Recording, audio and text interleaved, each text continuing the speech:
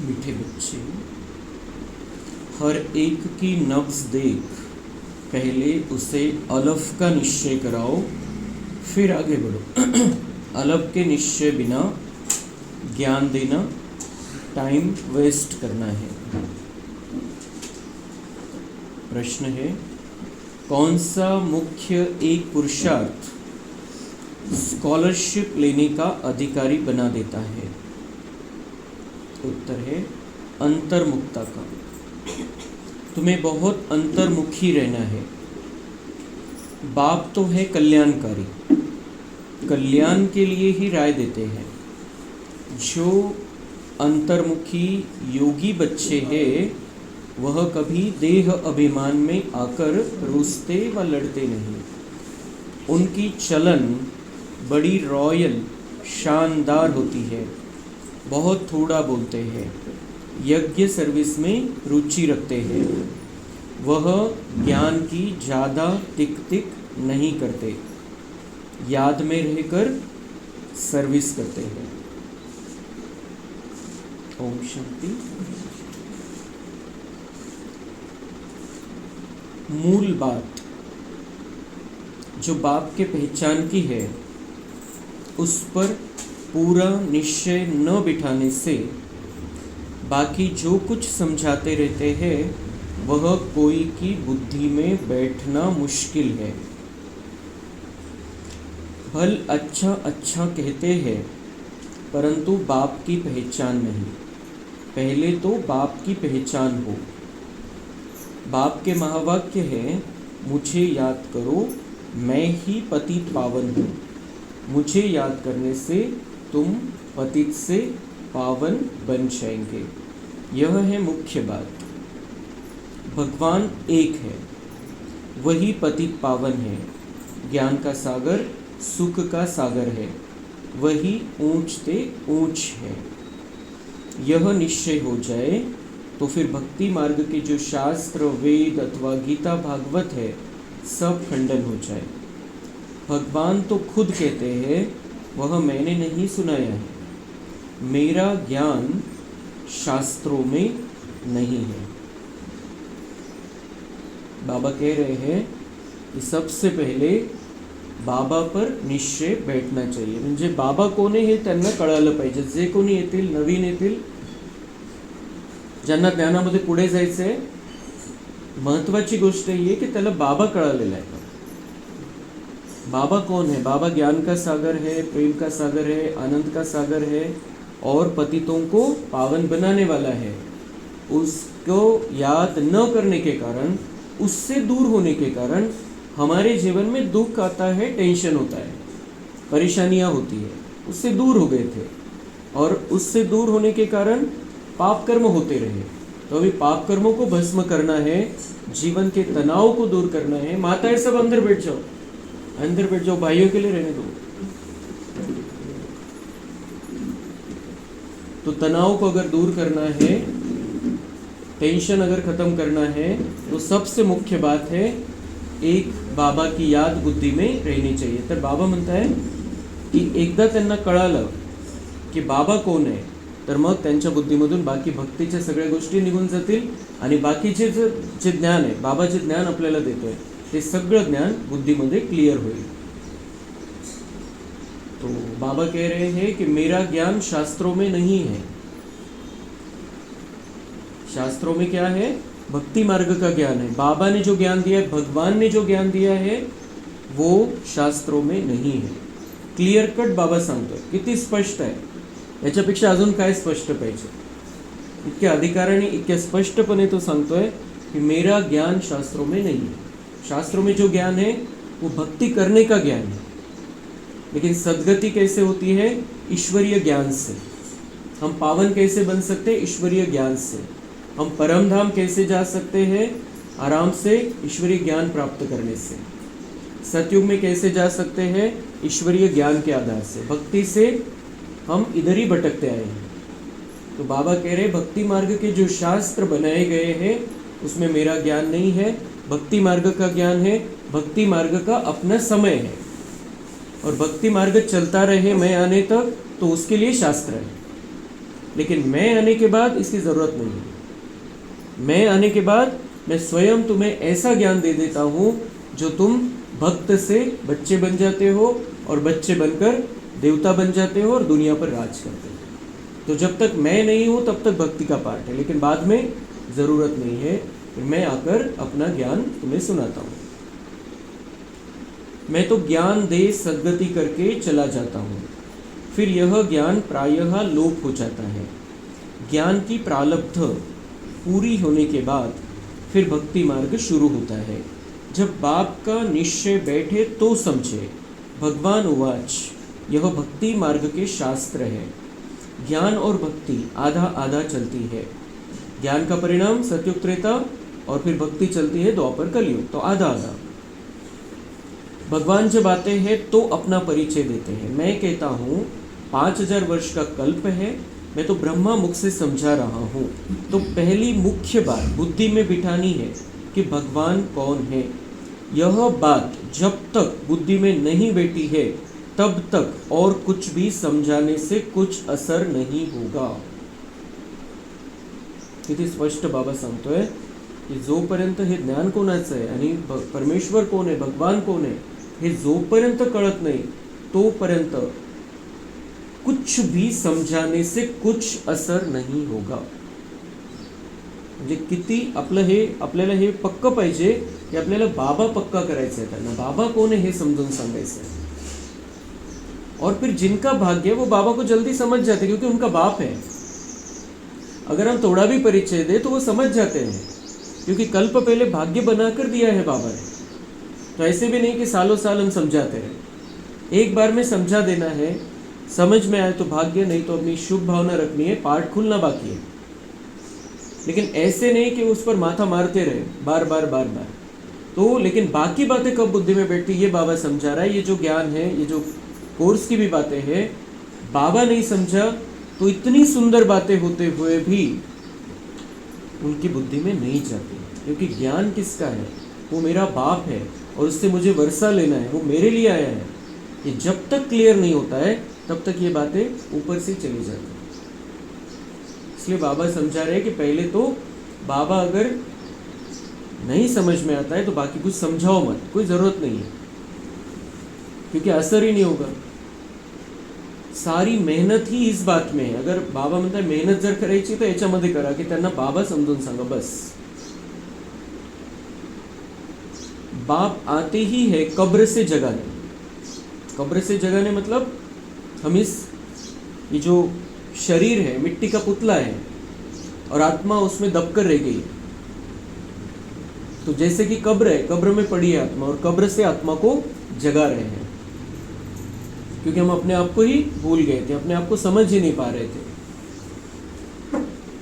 शास्त्र आदि पढ़ने से तो नहीं जगेंगे, शास्त्र आदि पढ़ने से तो नहीं जगेंगे। इतने शास्त्र पढ़ते हैं और इतने शास्त्रों का अध्ययन चलता रहता है, शास्त्रों की पूजा भी चलती है, शास्त्रों पर आधारित प्रवचन भी चलते हैं, कथाएं होती है, लेकिन कोई जगह नहीं आज तक उस मार्ग में कि मैं आत्मा हूँ, परमात्मा की संतान हूँ और उसको वैसे याद करना है, मन मना भव में रहना है।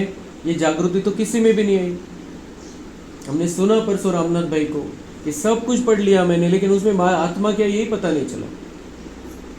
सारे भागवत, सारा बहुत सारे शास्त्र उन्होंने पढ़े, अध्ययन किया कितने सालों तक, लेकिन उन्हें पता ही नहीं चला कि आत्मा कहाँ पर है, आत्मा क्या है। मतलब जहाँ से हमारा ज्ञान शुरू होता है वहाँ तक ही उसकी पहुँच है भक्ति मार्ग के शास्त्रों में, वो खत्म होता है, उसके आगे का हमारा ज्ञान है। तो बाबा कह रहे हैं कि मैं आता हूँ कब्र से जगाने, शास्त्र आदि पढ़ने से तो नहीं जगेंगे। परम आत्मा है ज्योति स्वरूप, तो उनके बच्चे भी ज्योति स्वरूप है। मैं आत्मा ज्योति स्वरूप हूँ, तो मेरा बाप भी ज्योति स्वरूप है। वो ज्योति स्वरूप है तो मैं उनका बच्चा भी ज्योति स्वरूप हूँ। ये क्लैरिटी किसी शास्त्र में नहीं, और बाबा ने शुरुआत ही ज्ञान की इस महावाक्य से की है। परंतु तुम बच्चों की आत्मा पतित बनी है, जिस कारण ज्योति बुझ गई है। वैसे तो ज्योति स्वरूप है, लेकिन ज्योति बुझ गई है, क्योंकि पतित बना गए, मैले हो गए, तमो प्रधान हो गए हैं। पहले पहले बाप का परिचय न देने से फिर जो भी मेहनत करते हैं वह कुछ काम का नहीं रहता, इसलिए सेवा होती नहीं।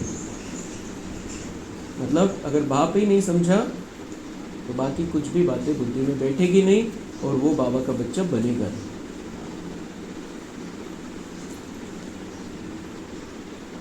तो निश्चय हो तो समझे बरोबर ब्रह्मा द्वारा ज्ञान दे रहे हैं।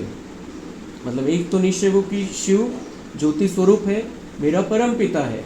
दूसरा निश्चय ये होना चाहिए उसको कि ब्रह्मा द्वारा वो ज्ञान दे रहे हैं, वो ज्योति स्वरूप है और ब्रह्मा द्वारा ज्ञान दे रहे हैं, ये भी निश्चय पक्का होना चाहिए। मतलब ज्ञान दिया इन्होंने, इनके द्वारा उसने दिया, ये सामने थे। सिर्फ ये जो ज्ञान है, जो मुरली है, ये भगवान ने सुनाई है इनके मुख के द्वारा। ये बिल्कुल उनको क्लियर निश्चय हुआ तो बाकी की बातें समझ में आएगी, क्योंकि वो ऊपर हम नीचे, फिर शास्त्र तो लिख दिए मनुष्यों ने, फिर वो शास्त्रों के ही बातों में वो रमन करते रहेंगे, इसके अंदर ही घुसते रहेंगे। लेकिन जब उन्हें पता चल जाएगा कि वो है ऊपर, हम नीचे हैं, लेकिन उसको नीचे आना पड़ता है समझाने के लिए, क्योंकि ऊपर से कैसे समझाएगा। और शास्त्र तो क्लियर है कि ऋषि मुनि ने लिखे हैं, तो फिर भगवान का ज्ञान कौन सा है? उसको ज्ञान का सागर कहा जाता है। तो ज्ञान का सागर है, अगर शास्त्र उसकी प्रेरणा से लिखे, उसने लिखवाए, तो सभी शास्त्रों में एक ही बात होनी चाहिए थी। अलग अलग शास्त्रों में अलग अलग बातें क्यों आ गई फिर, अगर उसने लिखवाया तो? इसलिए ये बिल्कुल क्लियर है कि वो जिन्होंने लिखा उन्होंने ही लिखा, वो ऋषि मुनियों ने, भगवान ने नहीं लिखवाया। तो वो अगर हम उसको ज्ञान का सागर कहते हैं तो वो किस आधार से कहते हैं? मतलब उसको यहाँ पर आकर ज्ञान देना पड़ेगा। तो फिर कैसे देगा वो? ज्योति बिंदु है, ज्योति बिंदु बात कैसे करेगी? मैं आत्मा जब शरीर में हूं तो बात कर सकता हूँ, भगवान ऐसे कैसे बोलेगा हवा में? इसलिए उसको मुख चाहिए, शरीर का आधार लेना पड़ेगा। तो किसका आधार लेगा फिर? जो नंबर 1 आत्मा है दुनिया में, जो श्री कृष्ण की आत्मा है अंतिम जन्म में, उसके शरीर में प्रवेश करके उसको ब्रह्मा नाम देते हैं और उसके द्वारा ये ज्ञान सुनाते हैं। तर बाबा म्हणता है की एक तर मी त्याला समजलो पाहिजे आणि दुसरं हे ज्ञान त्यांनी ब्रह्माच्या द्वारे दिलं, हे पण लक्षात आलं पाहिजे। मनुष्य ब्रह्मा को देख कितना मूंझते हैं, क्योंकि बाप की पहचान नहीं है। म्हणजे ब्रह्माचा फोटो बघून पण, ब्रह्माला बघून पण ते कन्फ्यूज होऊन जातात, ये तो इनका बाबा है कोई तो भी दूसरा। ऐसे बहुत सारे बाबा हैं दुनिया में। क्यों कन्फ्यूज होते हैं? क्योंकि भगवान को पहचाना नहीं। वो किसके द्वारा कार्य करेगा फिर? ज्योति बिंदु है, नीचे आना है, किसके द्वारा ज्ञान सुनाएगा? तो माध्यम तो मतलब इसलिए बाबा कह रहे ये ब्रह्मा को देख के कंफ्यूज होते हैं। इसका कारण ये है कि शिव ज्योति स्वरूप है, निराकार है, उसका अपना शरीर नहीं है, ये उनको क्लियर नहीं है। तो इसलिए सारी बातें पहले तो क्लियर करानी है। अब यहाँ से आगे हमें भी कोर्स कराते समय ये ध्यान रखना पड़ेगा कि उनको अगर बाबा समझा नहीं है तो उनको 3 दिन 7 दिन बुलाने की भी जरूरत नहीं। पहले बाबा का ही परिचय देना पड़ेगा और उसके बाद में अगर वो चाहते हैं तो उनको कोर्स के लिए बुलाएंगे।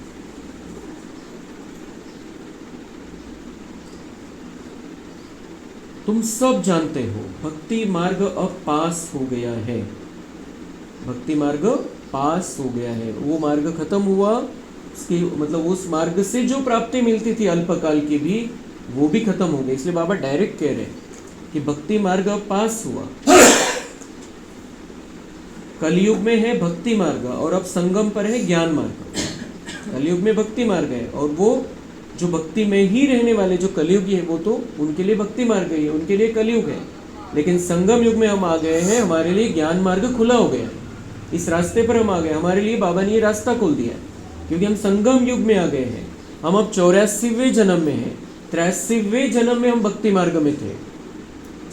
इस जन्म में सेकंड जन्म हुआ, दूसरा जन्म हुआ है हमारा, और अभी हम 84वें जन्म में ज्ञान मार्ग में हैं। भक्ति मार्ग में थे, अभी ज्ञान मार्ग में आ गए, नया जन्म मिल गया है, पक्का पैसे है। हम संगम युगी है, राजयोग सीख रहे हैं, दैवी गुण धारण करते हैं नई दुनिया के लिए। जो संगम युग पर नहीं वह दिन प्रतिदिन तमो प्रधान बनते ही जाते हैं। जो संगम युग पर नहीं वो दिन प्रतिदिन नीचे ही उतरना है उनको। संगम में आने के बाद ही ऊपर चढ़ना चालू होता है, बिल्कुल क्लियर है। भले ही हमें ऊपर से समझ में न आता हो, लेकिन आत्मा अंदर ही अंदर कमजोर होती जाती है, विकार दूसरे दूसरे विकार आते जाते हैं। तो इसलिए बाबा बहुत क्लियर शब्दों में आज कह रहा है, जो संगम युग पर नहीं वह दिन प्रतिदिन तमो प्रधान बनते ही जाते हैं। पर्यायच नाही आहे त्याला, कारण ते खालीच उतरता है। अजून ऊपर चढ़ना कब चालू होता है? जब बाबा को पहचान लिया, जब ज्ञान समझ में आने लगा, ब्रह्मा के द्वारा बाबा ने ज्ञान दिया, ये समझ में आने लगा, तब वो आत्मा को निश्चय बैठता है और वो फिर संगम युग पर आकर चढ़ाई स्टार्ट करता है। बिल्कुल किती स्पष्ट भाषेमध्ये बाबा आज सांगतोय, जो संगम युग पर नहीं वह दिन प्रतिदिन तमो प्रधान बनते ही जाते हैं। उस तरफ तमो प्रधानता बढ़ती जाती है, इस तरफ तुम्हारा संगम युग पूरा होता जा रहा है। बिल्कुल सेपरेट करून टाकलेलं आहे बाबांनी आपल्याला, आपण पण करून घ्यायचं। बाबा ने तो हमको पहचान लिया और अलग कर लिया, संगम युग में लेकर आया है। हमें बाबा उसी नजर से देखता है कि ये मेरे बच्चे संगम युगी बच्चे हैं। बाबा की हमारे तरफ देखने की नजर वही है, इसी दृष्टि से हमें देखता है कि अब हम कलयुग में नहीं है, हम संगम युग में आ गए, तो हमको भी पक्का होना चाहिए। बाबा कह रहे हैं उधर क्या है, तमो प्रधानता बढ़ती जाती है। जो भक्ति में है उनकी तमो प्रधानता बढ़ती जाती है, और हमारा इधर एक तरफ संगम युग पूरा होता जा रहा है। जो संगम युग श्री कृष्ण के जन्म का पहले का संगम युग है, वो पूरा होता जा रहा है। बाद में तो फिर और बातें होती रहेंगी, श्री कृष्ण के गद्दी पर लक्ष्मी नारायण के रूप में बैठने तक वो तो होती रहेगी बातें, लेकिन ये जो तैयारी वाला संगम युग है वो तो हमारा पूरा होता जा रहा है। यह समझने की बातें हैं ना, समझाने वाले भी नंबरवार है। बाबा रोज पुरुषार्थ कराते हैं, निश्चय बुद्धि विजयंती। बाबा कह रहे हैं कि मैं रोज पुरुषार्थ कराता हूँ। फिर क्या कह दिया बाबा ने? निश्चय बुद्धि विजयंती। मैं तो पुरुषार्थ कराता हूँ, लेकिन जिनका निश्चय पक्का है उनकी विजय हो जाएगी। मेरा काम है पुरुषार्थ कराना, मार्ग दिखाना, जो करेगा उसकी विजय, जो नहीं करेगा वो हार जाएगा। बच्चों में टिक टिक करने की आदत बहुत है। बाबा के शब्द, बाबा क्या क्या देखता है, कहाँ से ढूंढ के लाता है शब्द पता नहीं। बाबा कह रहे हैं कि टिक टिक करने की आदत है, मतलब ऐसी व्यर्थ बातें इधर उधर की, इसकी उसकी, तेरी मेरी, और हमारी भी, इसने ऐसा, मुझे क्यों ऐसा कहा, ये क्या, वो क्या, ऐसा क्यों, वैसा क्यों, ये जो है म्हणजे त्याला मराठीमध्ये म्हणता येईल कटकट, टिक टिक म्हणजे, तो उससे हमें अभी दूर हो जाना है। बाप को याद करते ही नहीं, याद करना बड़ा कठिन है। किसके लिए कठिन है? बाबा तो कहते हैं कितनी सहज बात है, तुम्हारे बाप को तुमको याद करना है, तुम मेरे बच्चे हो। और भगवान एक तरफ क्या कह रहा है? याद करना बड़ा कठिन है। क्यों कठिन है? क्योंकि इन सारी बातों में व्यर्थ में पड़े हो, उनके लिए कठिन है। बाप को याद करना छोड़ अपनी ही टिक टिक सुनाते रहते हैं। बाप के निश्चय बिगर और चित्रों तरफ बढ़ना ही नहीं चाहिए। वापस उस पर आ गया बाबा, मतलब पक्का करा रहा है कि ज़्यादा टाइम वेस्ट मत करो, जिसको बाबा समझ में आए उस पर कोर्स कराओ। निश्चय बिगर और चित्रों तरफ बढ़ना ही नहीं चाहिए। निश्चय नहीं तो कुछ भी समझेंगे नहीं। अलफ का निश्चय नहीं तो बाकी बे ते में जाना टाइम वेस्ट करना है। एक एक अक्षर में बाबा समझा देता है। अलफ मतलब बाबा, भगवान पर निश्चय नहीं, तो बे ते मतलब ये सारी दूसरी बातों में जाने की जरूरत ही नहीं, टाइम वेस्ट करना है। तो नब्ज देखकर ही हमें किसी को भी ये ज्ञान, आगे का ज्ञान सुनाना है। पहले अगर उसे वो पक्का है कि हाँ बाबा है, बाबा पर निश्चय उसको बैठ जाता है, वो एक बार दो बार सुना सकते हैं, उसको दूसरी बार भी बुला सकते हैं, लेकिन बाबा पर ही बात करनी है। अगर उसे फिर समझ में आ गया, बाबा ही समझ में आ गया, पक्का है, और वो ब्रह्मा का तन यूज कर रहा है, उसके द्वारा ज्ञान दिया है, तो आगे की बातें सुनानी है। तो उसमें क्या हो जाएगा? संदेश देना भी हो जाएगा। और फिर अगर वो नहीं है इस धर्म का, इस स्कूल का, तो हम क्यों टाइम वेस्ट करें उस पर? और जब पाठ खुलना होगा तब आ जाएगा, तब सारी डिटेल पूछ लेगा हमसे। वो अभी ज़रूरत नहीं है उसको। बाबा जब समझेगा तब वो पूछेगा, तो हम सब कुछ बता देंगे, कोर्स भी करा देंगे। तो बिल्कुल बाबा कह रहा है कि अभी स्व पुरुषार्थ और बैलेंस के साथ सेवा करनी है। बाप कहते हैं जब मेरी निंदा पूरी होने का समय होता है तब मैं आता हूँ। बहुत निंदा कर ली और जब बहुत ज़्यादा निंदा हो जाती है और वो टाइम खत्म हो जाता था, लिमिट होऊन जाते थे निंदेची, अपमान करण्याची, की भगवान सर्वव्यापी है, कण कण में है, बहुत सारे अच्छे अच्छे बातें सुनाते भक्ति मार्ग वाले भी, लेकिन उसमें फिर अपमान भी कर दिया है भगवान का कि वो कण कण में है, सर्वव्यापी है, कहाँ नहीं है। फिर गीता के भगवान के बारे में वो अलग अलग जो बातें हैं, आत्मा के बारे में जानकारी नहीं, परमात्मा के बारे में जानकारी नहीं, किसको भी परमात्मा कह दिया तो किस में भी आएगा बोलते हैं, वो कुत्ते में भी आ जाएगा, बिल्ली में भी आ जाएगा परमात्मा, और सब जो उसके बच्चे हैं उसको भी परमात्मा मान लिया। तो बाबा म्हणतात खूप जेव्हा हे अति होऊन जाते माझ्या निंदेची तेव्हा मी येतो मग। तो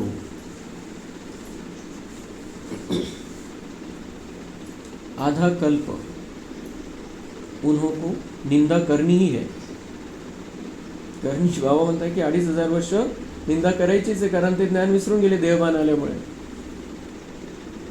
फिर आगे जिनकी भी पूजा करते ऑक्यूपेशन का पता नहीं, फिर जिनकी भी पूजा करते भक्ति मार्ग में वो कब थे, अभी कहाँ है, क्या कर रहे हैं, वो वैसे कैसा बने थे, कुछ भी जानकारी नहीं। तो बाबा कह रहे हैं कि फिर वो ये अज्ञान काल में सब कुछ होता गया गड़बड़, और फिर इस सब बातों को दूर करने के लिए मैं आता हूँ। मुख्य बात है एक बाप को याद करना। जो बच्चे ज्ञानी आत्मा के साथ साथ योगी नहीं बनते हैं उनमें देह अभिमान का अंश जरूर होगा। तो बाबा आज याद दिला रहे हैं कि एक तो बाबा को समझना है और बाबा से योग लगाना है। जिन्होंने बाबा को समझ लिया उनको बाबा से योग लगाना है, याद करना है, और इस याद की प्रैक्टिस करने के लिए ही हम अभी योग भट्टी रख रहे हैं। तो अभी ये गुरुवार का एक तो रतन मोहिनी दादी का अंतिम संस्कार भी होगा। गुरुवार के दिन हमने गुरुवार के दिन नक्की किया था कि योग भट्टी करना है, लेकिन दादी का अंतिम संस्कार कल है और तो वो भी देखना है। और उसके बाद यहाँ पर वो राम मंदिर का अंतिम समाप्ति का दिन भी है, इसलिए आवाज़ भी रहेगा, इसलिए शुक्रवार को कर रहे हैं हम भट्टी। तो टाइम टेबल तो बोलता हूँ वैसे। तो बाबा ये समझा रहे हैं कि योग की ज़रूरत है। बाबा को पहचान लिया, अब उसका ज्ञान ले रहे हैं, मुरली सुन रहे हैं, अब योग की ज़रूरत है और उसकी प्रैक्टिस के लिए योग भट्टी ज़रूरी है। तो ज्ञानी आत्मा के साथ साथ योगी नहीं बनते, इसमें देह अभिमान का अंश ज़रूर होगा। योग के बिगैर समझाना कोई काम का नहीं, फिर समझाना भी है तो योग चाहिए, बाबा से कनेक्शन चाहिए, तो समझाएंगे तो असर होगा। फिर देह अभिमान में आकर किसी न किसी को तंग करते रहेंगे। फिर याद नहीं है तो दूसरा प्रॉब्लम क्या होता है, एक तो समझा नहीं सकेंगे और दूसरा फिर किसी न किसी के साथ वाद विवाद होता रहेगा, तंग करते रहेंगे विकारों के प्रभाव के कारण, विकार के कारण भी तंग कर देंगे। बच्चे भाषण अच्छा करते हैं तो समझते हैं हम ज्ञानी आत्मा हैं। बाप कहते हैं ज्ञानी आत्मा तो हो परंतु योग कम है, ज्ञानी हो लेकिन योगी नहीं हो। बाबा म्हणते हैं भाषण तो अच्छा करते हो और इसलिए समझते हैं हम ज्ञानी है, तो बाबा म्हणते हैं हाँ बरोबर है, ज्ञानीता है पर योगी नहीं है। तो योग भी ज़रूरी है, जितना हम समझा सकते हैं उसके साथ साथ बाबा से पावरफुल कनेक्शन भी ज़रूरी है। योग पर पुरुषार्थ बहुत कम है, तो बाबा को पता है कि ये बच्चे भट्टी करने वाले हैं, तो बाबा आज तैयार कर रहा है कि योग भट्टी में अब रहने की ज़रूरत है। बाप कितना समझाते, चार्ट रखो, मुख्य है ही योग की बात। बच्चों में ज्ञान के समझाने का शौक तो है लेकिन योग नहीं है, तो योग बिगर विकर्म विनाश नहीं होंगे, फिर पद क्या पाएंगे। ज्ञान से कोई पद नहीं मिलने वाला है, ज्ञान से कोई हमारे पाप कर्म भस्म नहीं होने वाले। हम एनर्जी लेते हैं, जब हम ज्ञान सुन रहे हैं तो बाबा से शक्ति लेते हैं कि उस ज्ञान को जीवन में धारण करना है, पक्का करने के लिए, निश्चय करने के लिए। लेकिन उसकी ताकत प्राप्त करने के लिए बाबा से कनेक्शन ज़रूरी है, योग ज़रूरी है। तो ज्ञान जितना महत्वपूर्ण है उससे भी योग अधिक महत्वपूर्ण है, क्योंकि योग से ही मुरली जीवन में आएगी। तो ये इतनी सारी दादियाँ जो हमने कल रतन मोहिनी दादी ने शरीर छोड़ा है, तो उनके साथ साथ और भी सभी दादियाँ, सभी वरिष्ठ भाई जो है वो योग में पावरफुल है, इसलिए इतने आगे बढ़े। ज्ञान तो क्लियर है ही, लेकिन ज्ञान क्लियर है, इसलिए योग में पक्के हैं और इसीलिए इतने आगे बढ़े और इसीलिए यज्ञ का इतना विस्तार हुआ। किसी के जाने से यज्ञ रुका नहीं है।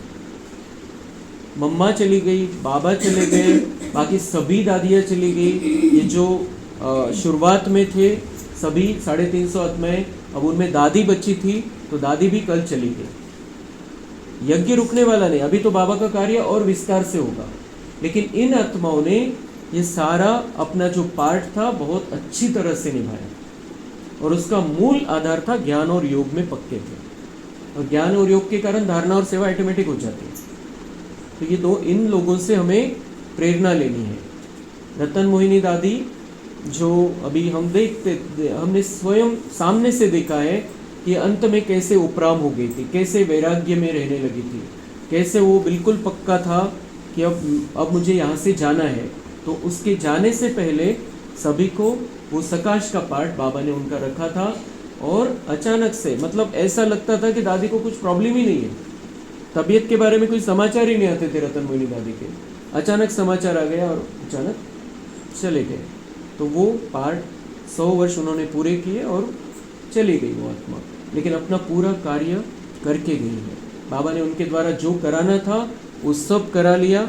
अब सबको बाबा ने बुला लिया है, जो आदि रत्न है, जो मेन फाउंडेशन है, उनको सबको बाबा ने बुला लिया है। इसका मतलब ये है कि अभी बहुत थोड़ा समय रहा है। और अभी हमने सुना भी, उनकी जो ब्राह्मणी है लीला दीदी जी, उन्होंने बताया कि दादी वैसे बोलती नहीं थी, लेकिन कुछ दिन पहले उन्होंने बोला था कि अभी थोड़ा समय रहा, अभी जल्दी जल्दी तैयार हो जाओ, थोड़ा समय बचा है। तो वो जो बाबा से उनका कनेक्शन था अंतिम समय में, उसके आधार से उन्होंने ये बताया है। और हम भी समझ सकते हैं कि अभी ये स्पीड बढ़ने वाली है, महापरिवर्तन की स्पीड बढ़ने वाली है और उसको बढ़ाने के लिए अभी दादी को भी बाबा ने बुला लिया है। तो हमें ये पक्का करना है इन सब का उदाहरण देखते हुए कि मुझे ज्ञान और योग में बहुत आगे जाना है। आज निश्चय पक्का कर लेना है कि मुझे ज्ञान और योग दोनों में भी आगे बढ़ते जाना है। धारणा और सेवा तो ऑटोमेटिक होगा। फिर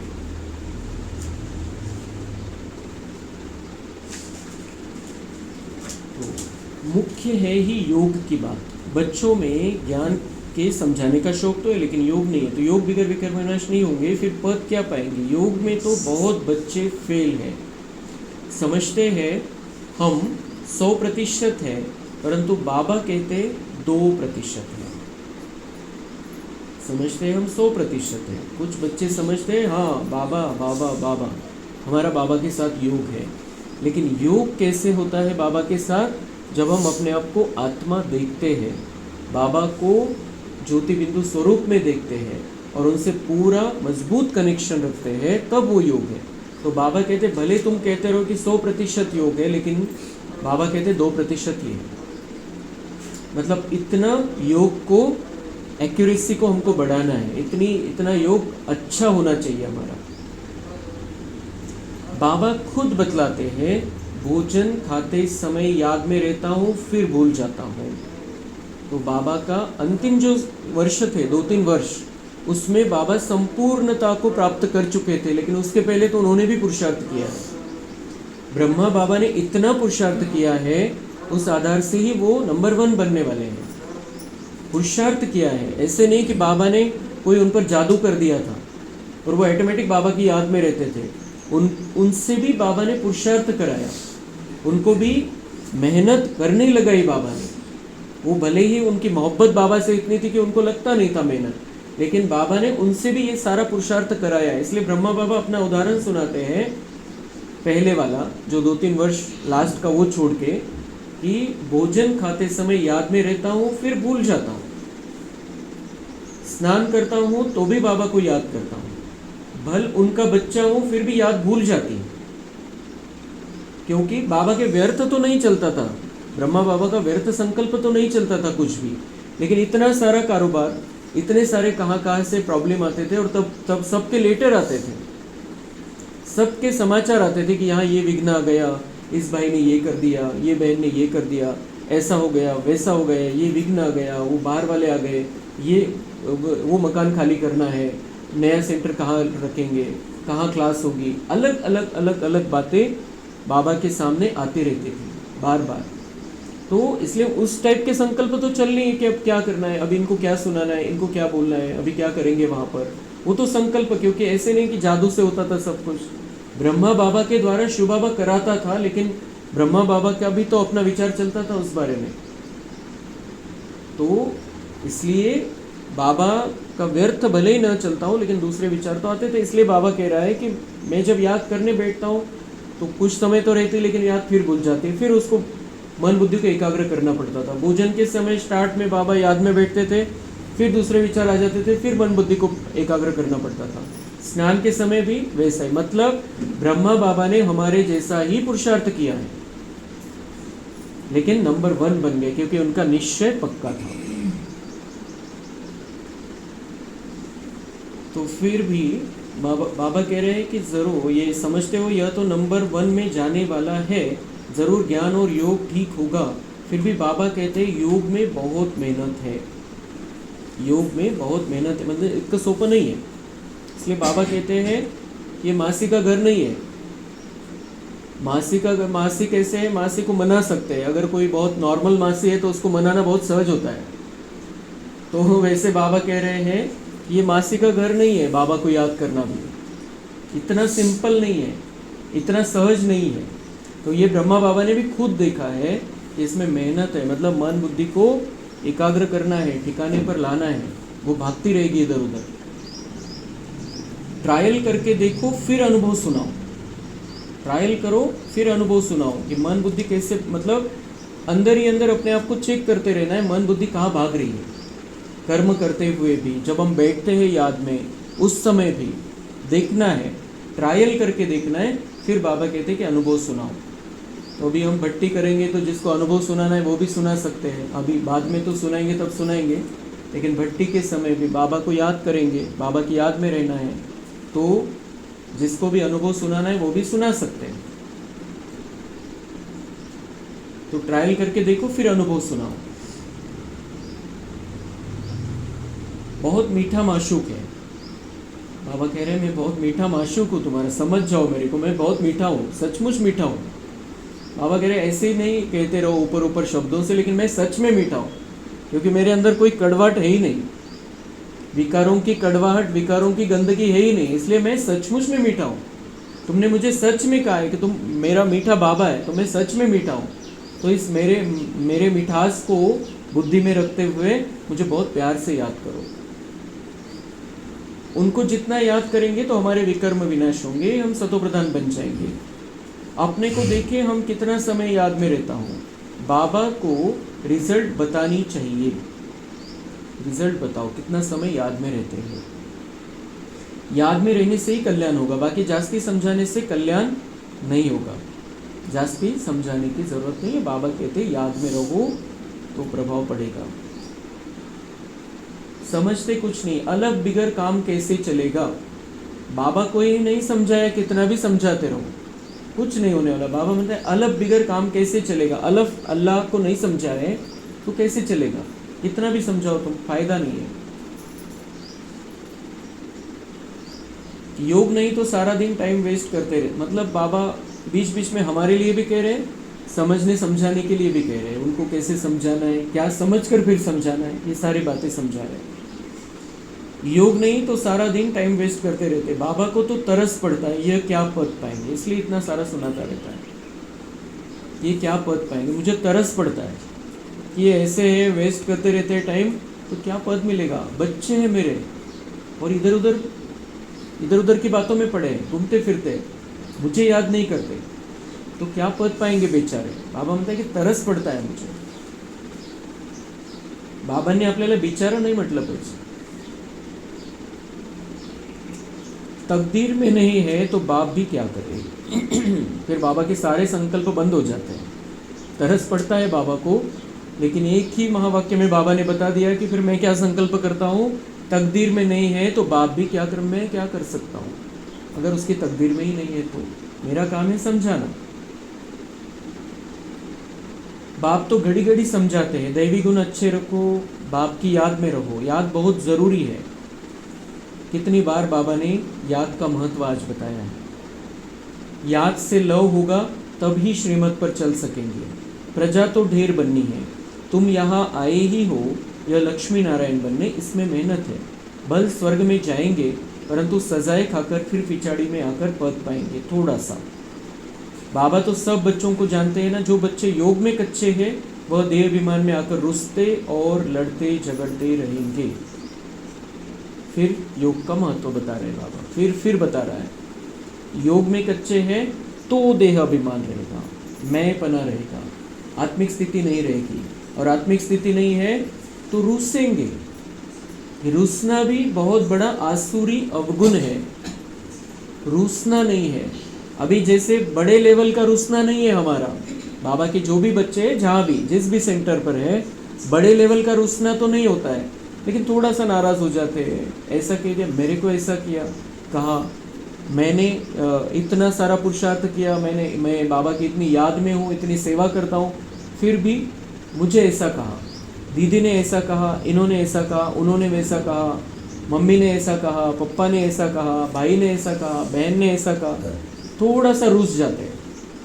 तो ये रूसना बहुत बड़ा राक्षसी अवगुण है, हमें राक्षस नहीं बनना है, बहुत मीठा बनना बाबा हमें सिखाता है। तो जो पक्के योगी हैं उनकी चलन बड़ी रॉयल शानदार होगी, बहुत थोड़ा बोलेंगे। जो पक्के योगी, योगी के लक्षण बाबा बता रहा है। आज योग का महत्व पक्का करा रहा है बाबा हमसे। जितना योग रहेगा, जितना बाबा से कांटेक्ट में और कनेक्शन में रहेंगे हम, तो मीठे बनते जाएंगे और हमारी चलन रॉयल और शानदार होगी। यज्ञ सेवा में भी रुचि रहेगी, यज्ञ सर्विस में हड्डियाँ भी चली जाए। ऐसे ऐसे कोई है भी, मतलब तन मन धन से जितनी सेवा कर सकते उतना करने को तैयार है। परंतु बाबा कहते याद में जाते रहो तो बाप से लव होगा और खुशी में रहेंगे। तो बाबा कह रहे हैं कि बाबा के अगर याद में रहेंगे तो खुशी में रहेंगे। सेवा है, लेकिन सेवा के साथ साथ उससे भी ज़्यादा ज़रूरी है याद। याद में रहेंगे तो आनंद में रहेंगे, आनंद में रहेंगे तो खुद उमंग उत्साह में रहेंगे, दूसरों को भी उमंग उत्साह दिलाते रहेंगे, खुद भी आगे बढ़ेंगे, दूसरों को भी आगे बढ़ाएंगे। बाप कहते बच्चे इस ज्ञान से ही तुम्हारी सद्गति होगी। तुम बच्चे जानते हो यह ड्रामा चल रहा है सेकंड बाय सेकंड, यह बुद्धि में याद रहे तो भी तुम अच्छी रीति स्थिर रहेंगे। तो ज्ञान, योग और तीसरा महत्वपूर्ण है ड्रामा। ड्रामा का पार्ट पक्का करना, मतलब बाबा ने उसको ये 2 लाइन में बता दिया। बच्चे इस ज्ञान से तुम्हारी सद्गति होगी। कौन सा मुख्य ज्ञान बाबा ने दिया है? सबसे मुख्य ज्ञान कौन सा दिया है? तुम बच्चे जानते हो यह ड्रामा चल रहा है, ड्रामा चल रहा है, ड्रामा चल रहा है। कोई ये कर रहा है, वैसा कर रहा है, ऐसा कर रहा है, ड्रामा है। हर एक का अपना पार्ट है। हम किसी का पार्ट, किसी का भाग्य नहीं बदल सकते हैं। हम सकाश दे सकते हैं, शुभ भावना रख सकते हैं, बाबा को बताकर चुप हो जाना है, लेकिन किसी के बारे में कोई संकल्प नहीं चलाने। क्यों?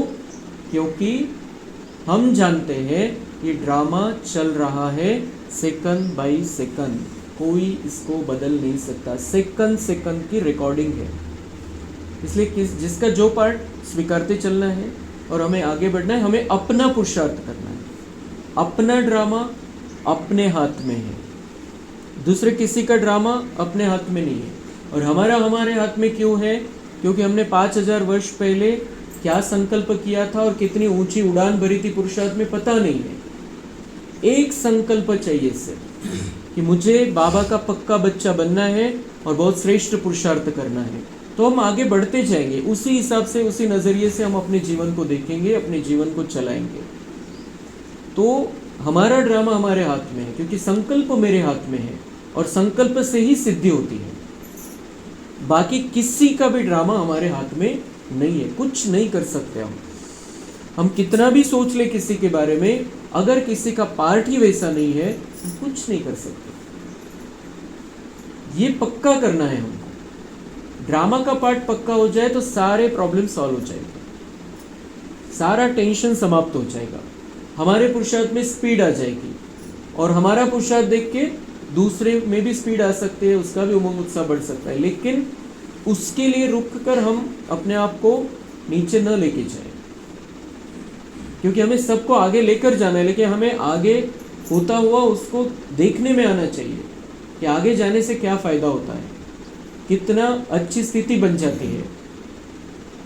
इसलिए हमारा ड्रामा हमारे हाथ में, ड्रामा चल रहा है सेकंड बाय सेकंड। यह बुद्धि में याद रहे तो भी तुम अच्छी रीति स्थिर रहेंगे। ये बुद्धि में याद रहेगा तो हम स्थिर रहेंगे, हलचल में नहीं आएंगे, परेशान नहीं होंगे। ये महावाक्य हम रोज देखते रहे, कहीं तो लिख कर रखना है। ये ड्रामा चल रहा है सेकंड बाय सेकंड, यह बुद्धि में याद रहे तो भी मैं अच्छी रीति स्थिर रहूंगा। ये अगर बुद्धि में याद रहेगा तो स्थिरता आ जाएगी, हम बिल्कुल डिस्टर्ब नहीं होंगे, परेशान नहीं होंगे।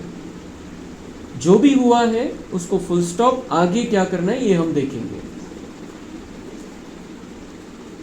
यहां बैठे हो तो भी बुद्धि में रहे, यह सृष्टि चक्र झूमोफिक कैसे फिरता रहता है, सेकंड सेकंड टिक टिक होती रहती है। यहाँ बैठे हो तब भी बुद्धि में रहना चाहिए। यहाँ बैठे हैं तब पक्का होगा तो घर जाकर भी पक्का रहेगा। यहाँ ही पक्का कर लेना है, जब बाबा सुना रहे हैं तभी हमें पक्का कर लेना है कि ये ड्रामा हूबहू रिपीट होता है, हर एक का पार्ट हूबहू रिपीट होता है, चाहे मेरा है चाहे दूसरे का है, किसी का भी हो, हर एक का पार्ट हूबहू रिपीट होता है। लेकिन 5000 वर्ष पहले का मुझे पता नहीं है कि मैंने कैसे संकल्प किया था और कैसे अपना पुरुषार्थ बढ़ाया था। इसलिए आज संकल्प करना है और आज पुरुषार्थ को बढ़ाना है। ये तो हमारे हाथ में है, हम आज निश्चय कर लें और हम आगे बढ़ जाएंगे। ड्रामा अनुसार ही सारा पार्ट बज रहा है। 1 सेकंड पास हुआ, खत्म। ये ऐसे ऐसे बाबा की भाषा हमारी बुद्धि में रहनी चाहिए। 1 सेकंड पास हुआ, खत्म, बिल्कुल खत्म। कुछ उसके बारे में संकल्प नहीं चलाना, जो उसमें से सावधानी लेनी, जो समझना है वो समझ लेना है, लेकिन क्यों क्या के चक्कर में नहीं पड़ना है। 1 सेकंड के बाद बाबा कह रहा है, कल हुआ नहीं, 1 सेकंड पहले उस पर भी संकल्प नहीं चलाना। तो कितनी ताकत आ जाएगी हमारे अंदर, कितनी एनर्जी बढ़ जाएगी और कितने स्थिर हो जाएंगे हम। और जो स्थिर है वो स्थितप्रज्ञ बनकर ऊंचा पुरुषार्थ करके ऊंची लेवल प्राप्त करेगा नई दुनिया में। तो सेकंड पास हुआ, खत्म, रोला होता जाता है, रेड गुंडाला जाता है, बहुत आहिस्ते आहिस्ते फिरता है। यह है बेहद का ड्रामा, बेहद का ड्रामा है, उसमें हम पार्टधारी है और अभी हम हीरो पार्टधारी है। हमें अपना पार्ट बहुत अच्छी रीति से बजाना है। अच्छा, मीठे मीठे सिक्के लधे बच्चों प्रति माता पिता बाप दादा का याद प्यार और गुड मॉर्निंग। रूहानी बाप की रूहानी बच्चों को नमस्ते। हम रूहानी बच्चों की रूहानी बाप दादा को प्यार गुड मॉर्निंग नमस्ते। वाह बाबा वाह, शुक्रिया बाबा शुक्रिया। धारणा के लिए मुख्य सार है, योग में बहुत मेहनत है, ट्रायल करके देखना है। योग में बहुत मेहनत है, ट्रायल करके देखना है। मतलब योग में मेहनत है, ऐसा मत समझो कि बाबा बाबा करते रहेंगे तो हो जाएगा। ये मेहनत का काम है, लेकिन जितनी मोहब्बत बढ़ती जाएगी बाबा से तो मेहनत लगेगी नहीं। ये शुरुआत की बात है कि मेहनत है। जब तक बाबा की याद ठहरती नहीं है बुद्धि में तब तक मेहनत है। जब हम समझ जाएंगे कि वो हमारा मीठा माशूक है, पक्का हो जाएगा, तो फिर बहुत ऐसी याद रहेगी जो हम उसको भुला नहीं पाएंगे। तो ट्रायल करके, तो ट्रायल हमारी कब है? अभी 11 तारीख को, शुक्रवार के दिन ट्रायल करके देखना है और फिर वहाँ से आगे हमारा पक्का हो जाएगा। फिर हो ना हो, एक दिन हमारा योग भट्टी का है, फिर आगे चल के होगी नहीं होगी बोल नहीं सकते ड्रामा में क्या है, लेकिन हमें ये इस दिन का पूरा उपयोग करना है ट्रायल के लिए। तो याद में रहने से ही कल्याण है। मीठे माशूक को बहुत प्यार से याद करना है। महीन बुद्धि से इस ड्रामा के राज को समझना है। यह बहुत बहुत कल्याणकारी ड्रामा है। हम जो बोलते हैं वह करते हैं, वह फिर 5000 वर्ष बाद रिपीट होगा। इस यथार्थ समझ खुशी में रहना है। वरदान है, अपने श्रेष्ठ जीवन द्वारा परमात्मा ज्ञान का प्रत्यक्ष प्रूफ देने वाले माया प्रूफ भव।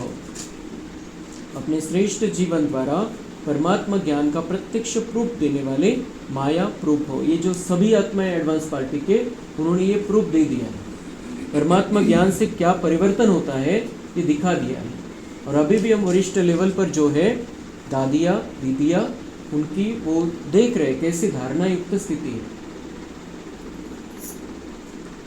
स्वयं को परमात्मा ज्ञान का प्रत्यक्ष प्रमाण व प्रूफ समझने से माया प्रूफ बन जाएंगे। फिर उन्होंने दिखाया, हमको करना है। हमें ये पक्का करना है कि मुझे परमात्मा ज्ञान का प्रत्यक्ष प्रूफ देना है। मेरा जीवन ही ये इसका प्रूफ हो जाए कि बाबा का ज्ञान कैसा है, भगवान का ज्ञान कैसा है, मेरे जीवन के द्वारा सब समझ जाए। जैसे महात्मा गांधी कहते थे, my life is my lesson. मैं क्या सिखाऊंगा लोगों को, मेरा जीवन ही ये मेरी सीख है। तो हमें तो कौन सिखा रहा है? हमें तो स्वयं भगवान सिखा रहा है, जो ज्ञान का सागर है, जो सुप्रीम टीचर है, वो हमें सिखा रहा है। जो सुप्रीम सद्गुरु है, वो हमें वरदान दे रहा है। तो आपल्याला पुरावा देणं तर काहीच अवघड नाही आहे। प्रत्यक्ष प्रूफ है आपकी श्रेष्ठ पवित्र जीवन। पुरावा क्या है? श्रेष्ठ पवित्र जीवन, विकारों के बिना हमारी जीवन, श्रेष्ठ जीवन। सबसे बड़ी असंभव से संभव होने वाली बात प्रवृत्ति में रहते परवृत्ति में रहना। जो दुनिया वाले समझते असंभव बात है कि न्यारा और प्यारा रहना, घर में रहते हुए, संसार में रहते हुए, इसलिए वो संन्यास लेके भाग जाते हैं अपने कर्तव्यों को छोड़कर। लेकिन बाबा हमें ये नहीं सिखाता है, कुछ छोड़ना नहीं, घर छोड़ना नहीं, वस्तुओं को छोड़ना नहीं, सब कुछ यूज करना है, लेकिन न्यारा और प्यारा रहकर, उसमें अटक कर फंस कर नहीं। देह और देह की दुनिया के संबंधों से न्यारा रहना, पुराने शरीर की आंखों से पुरानी दुनिया की वस्तुओं को देखते हुए न देखना, मतलब उसके प्रभाव में न आना। आंखें तो देखेगी लेकिन उसके प्रभाव में न आना, पुरानी दुनिया के व्यक्ति या वस्तु। तो अर्थात संपूर्ण पवित्र जीवन में चलना, यही परमात्मा को प्रत्यक्ष करने व माया प्रूफ बनने का सहज साधन है। तो इसी से बाबा प्रत्यक्ष होगा। ऐसे नहीं कि ज्योति बिंदु सबको दिखाई देने वाला है। जैसे रामनाथ भाई ने बताया कि 2 घंटे मुझे बाबा दिखा, तो उनको दिखा क्योंकि वो भक्ति मार्ग में बहुत थे, उनको वो एक प्यास थी कि भगवान को देखना है। जिसको कहा गया भक्ति मार्ग में सूर्यकोटि समप्रभ, मतलब हजारों सूर्यों से भी तेजों में वो है, उसको देखने की उनकी इच्छा थी, बहुत इच्छा थी। और इसलिए वो 2 घंटे बाबा को देखते रहे, 2 घंटे तक। 1 सेकंड साक्षात्कार हुआ, उससे उनका मन नहीं भरा, लेकिन उन्होंने कहा मैं कि भक्त थोड़ी हूँ, मुझे साक्षात्कार नहीं चाहिए, मुझे उसको समझना है। तो 2 घंटे बाबा ने उनको अपना दर्शन कराया, 2 घंटे तक। और वो सब कुछ वो सारा अनुभव उन्होंने लिख कर रखा कि क्या क्या हुआ था उस समय। तो ये प्रत्यक्षता हर एक के लिए वैसे नहीं होने वाली है। कि रामनाथ भाई को बाबा ने दिखा दिया, लेकिन हर एक के लिए वैसे प्रत्यक्षता नहीं है। उनकी वो लेवल थी, वो स्थिति थी। और दुनिया वालों की तो क्या स्थिति, वो कैसे देखेंगे बाबा को, कैसे समझेंगे? इसलिए बाबा को कैसे देखने वाले, समझने वाले, वो हमारे द्वारा, हमारे जीवन के द्वारा। कि ये इनका जीवन इतना सुंदर है तो इनको बनाने वाला कैसा होगा, कितना सुंदर होगा वो। तो हमारा जीवन इतना सुंदर हो जाए जो उन्हें बाबा समझ में आ जाए। इसके लिए न्यारा और प्यारा रहना है। स्लोगन है, अटेंशन रूपी पहरेदार ठीक है तो अतीन्द्रिय सुख का खजाना हो नहीं सकता। ये चांस हमें संगम युग में ही है। अतीन्द्रिय सुख, इंद्रियों का सुख तो हम लेते आए और उसमें दुख भरा पड़ा है, लेकिन अब अतीन्द्रिय सुख लेना बाबा सिखाता है। मन बुद्धि से बाबा के प्यार में लीन होना बाबा सिखाता है। तो अटेंशन रखना है, अंतर्मुखी होकर रहना है, अपने आप को देखना है। अव्यक्त इशारे हैं, कंबाइंड रूप की स्मृति से सदा विजयी बनो। बाप को कंपेनियन तो बनाया है, अब उसे कंबाइंड रूप में अनुभव करो और इस अनुभव को बार बार स्मृति में लाते लाते स्मृति स्वरूप बन जाओ। कंबाइंड और कंपेनियन, कंपेनियन मतलब उसको साथी तो बनाया है, लेकिन साथ भी रखना है। साथी तो चला जाता है, हम इधर वो उधर, दुनिया वाले।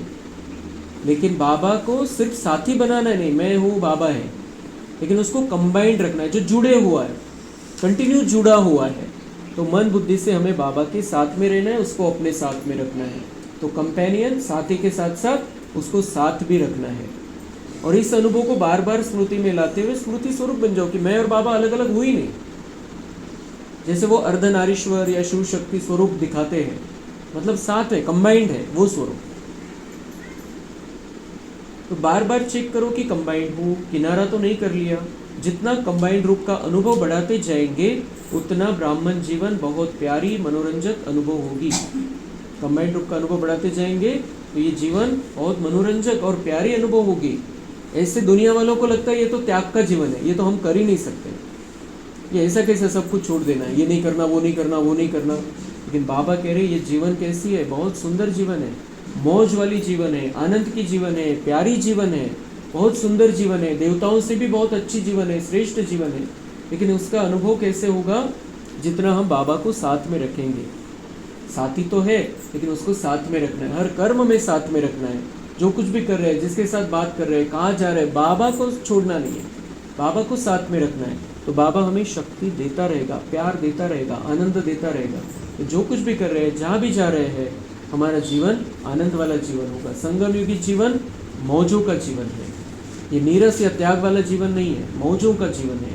और मौज कब आएगी हमें? जब बाबा को साथ में रखते हैं। अच्छा, ओम शांति।